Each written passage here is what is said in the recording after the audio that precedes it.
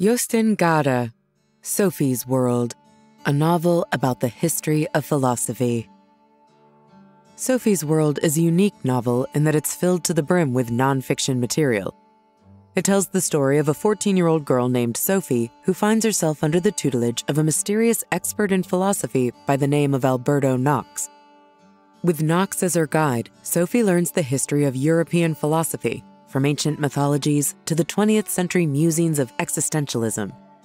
Along the way, however, Sophie starts to question the very nature of her reality as things get increasingly surreal or just plain unreal. In the sections ahead, we'll go on this journey with Sophie and follow the thread that ties together such influential minds as Aristotle, Descartes, and Kant. We'll also find out how Sophie's World becomes its own metatextual illustration of the theories of Irish philosopher George Berkeley. From mythologies to Socrates. It all started when Sophie found an envelope in the mailbox with her name on it. No stamp, just her name. Inside, a piece of paper contained 3 words. Who are you? Soon, another envelope showed up containing another question. Where does the world come from? Sophie thoughtfully considered these questions until finally some answers showed up in another, bigger envelope. They began with the words, "What is philosophy?" As she read on, she discovered that someone intended to teach her about the history of philosophy. Sophie was curious and excited enough to go along, while at the same time eager to find out who was behind these mysterious letters and packages. As the correspondence explained, philosophy seeks to address a number of questions, including who we are and where the world comes from.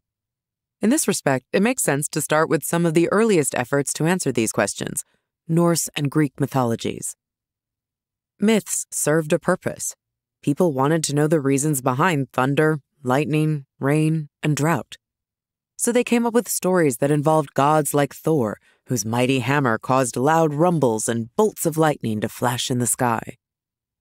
Mythological stories like these were passed down for generations until, around 600 BC, ancient Greek philosophy emerged. In Athens, thinkers began to take a more critical eye to these myths and proposed new theories about the natural world. This evolution, from supernatural myths to reasoned inquiry and debate, was a major intellectual breakthrough that shaped the Western tradition. Figures like Thales, Anaximander, and Heraclitus offered theories about the elemental origins of the universe. They're considered history's first natural philosophers. But a big shift occurred when Socrates appeared on the stage around 450 BC. He didn't claim to have all the answers. Quite the opposite, in fact. Unlike other wise thinkers of the time, Socrates didn't want to instruct people or lecture them. One of the famous quotes attributed to Socrates is, "One thing only I know, and that is that I know nothing." Instead, Socrates wanted to start discussions and learn through asking questions and using reason. His entire outlook essentially became the archetype of the philosopher, someone who is troubled by a lack of certainty and seeks wisdom, rather than claiming they were already smart enough and certain about their answers. Now, there is always a caveat when it comes to Socrates. He was, rather tragically, executed in 399 BC for raising too many questions. And at that time, he had not documented any of his ideas for posterity. So most of what we know about Socrates comes from one of his students, Plato, who wrote influential volumes dramatizing Socrates' dialogues. By this time, Athens was becoming a democratic republic, so philosophers were also becoming concerned with ethical and moral ideas. Prior to Socrates, there was a popular notion that concepts of right and wrong varied from society to society based on their cultural beliefs. Socrates disagreed. He believed there are universal human traits, and things like lying, cheating, and stealing were fundamental roadblocks to happiness. Plato took this in a different direction by establishing the foundation of what would become known as rationalism. This places an emphasis on measurable truths, like 2 + 2 = 4. This is eternal and universal and can be established as true knowledge. Everything else, what is felt and sensed, is always up for debate. In fact, Plato had profound questions about the material world we experience. He believed that a perfect, eternal, and universal world existed, but only in our minds. He called it the world of ideas, and it was separate from the sensory world we perceive. Then came Plato's student Aristotle, who took an empirical approach by studying nature and biology.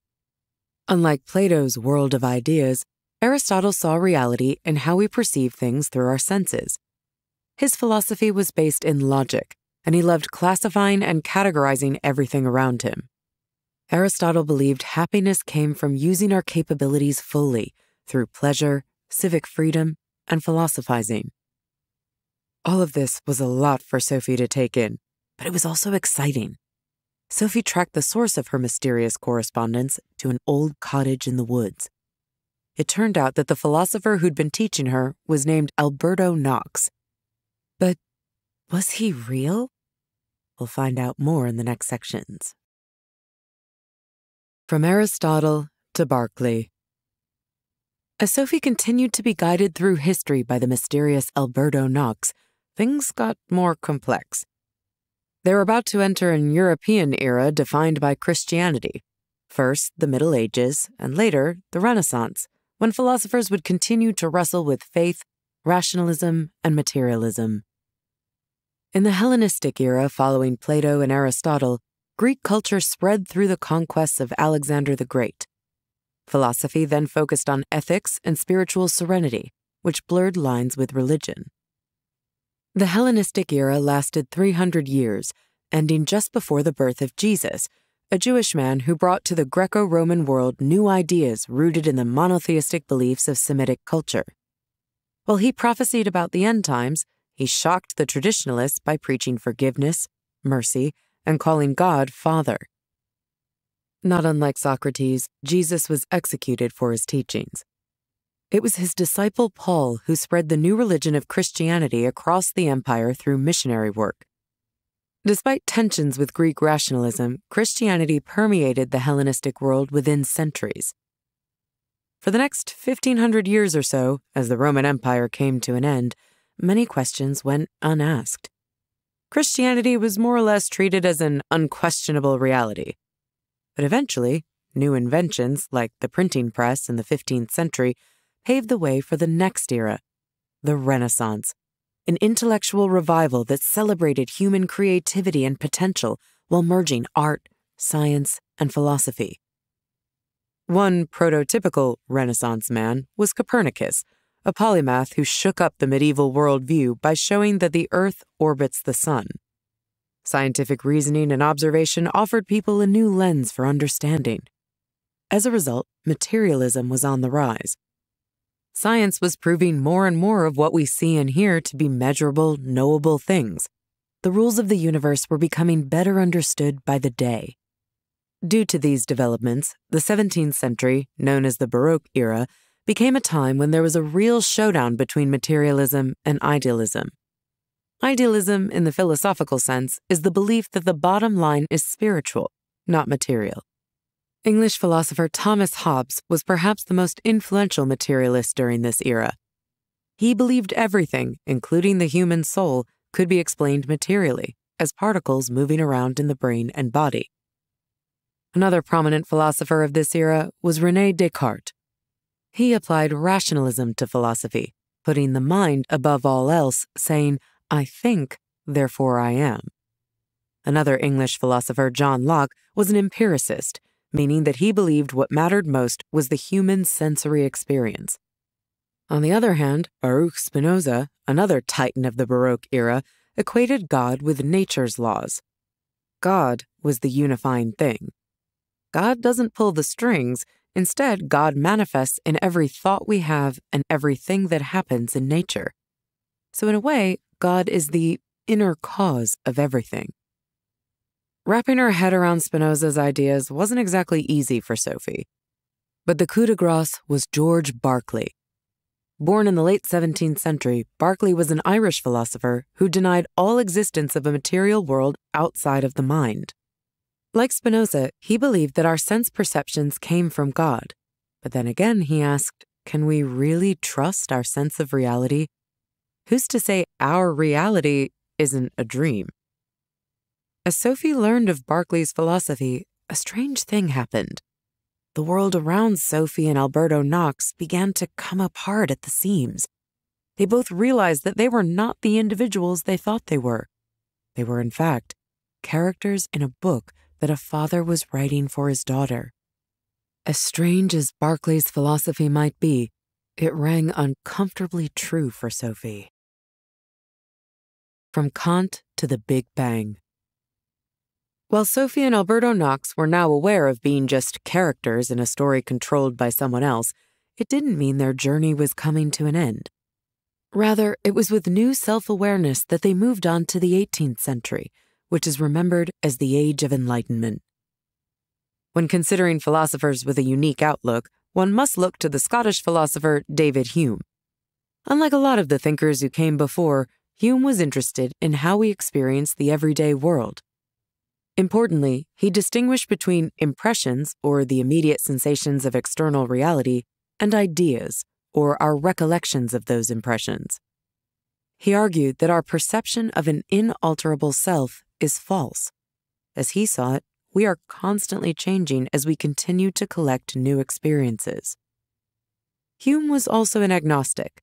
He rejected attempts to prove the immortality of the soul or the existence of God. In his mind, there were some things we could never know for sure, and if that were the case, we shouldn't put so much philosophical emphasis on them. Instead, he emphasized the importance of not jumping to conclusions and avoiding superstition.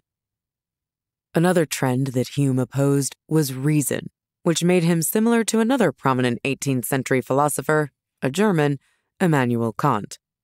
Now, you might be thinking, hey, wasn't the Age of Enlightenment also known as the Age of Reason? Well, that's right.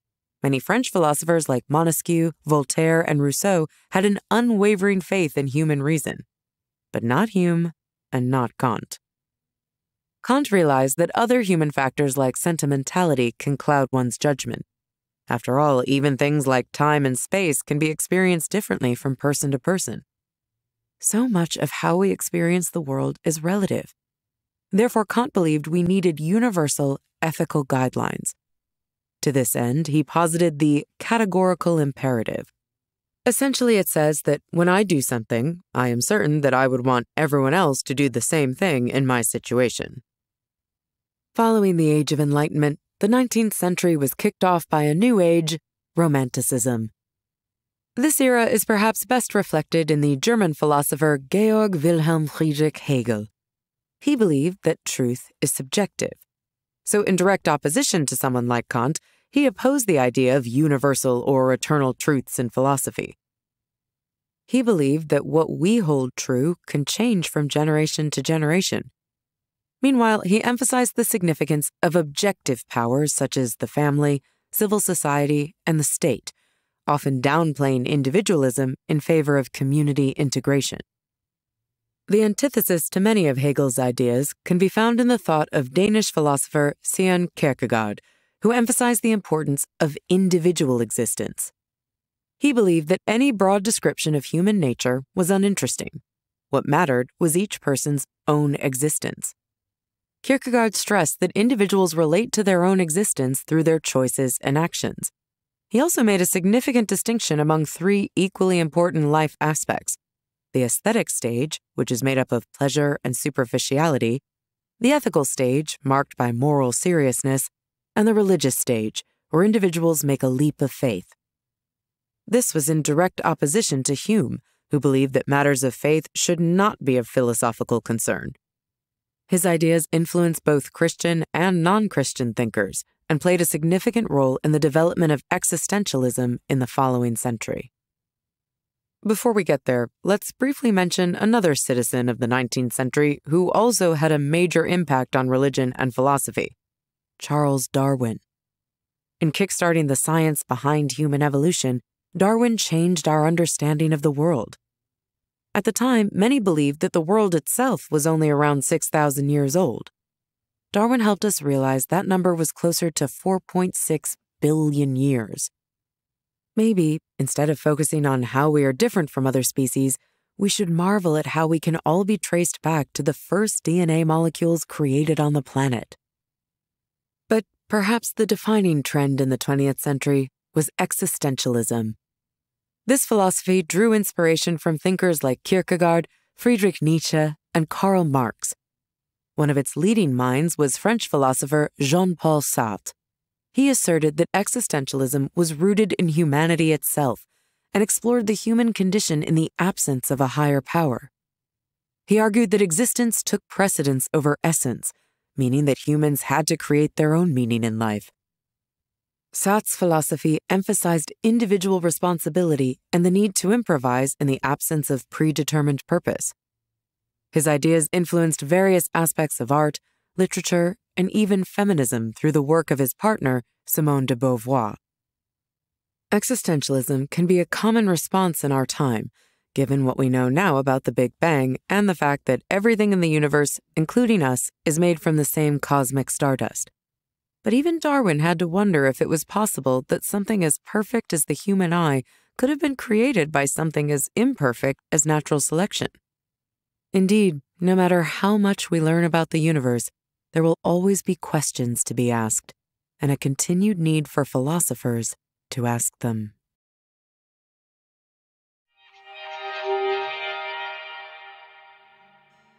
The main takeaway of this link to Sophie's World by Jostein Gaarder is that for centuries, diverse thinkers have probed the relation of mind to body and faith to reason. Old dogmas have given way to new systems of thought, as well as game-changing scientific discoveries. But the human striving for knowledge has been constant throughout. Understanding human nature and ethics has always been philosophy's core aim, and the nature of the philosopher has always been to ask questions without assuming they know the answer. The philosophical approach to life has always followed the lead of Socrates, who strove to remain open-minded and ask questions that are free of presumptions and prejudice. Thank you so much for listening, and if you have a moment, please consider leaving us a rating or a comment. As always, we appreciate your feedback, and we look forward to seeing you again in the next Blink. Till then, bye.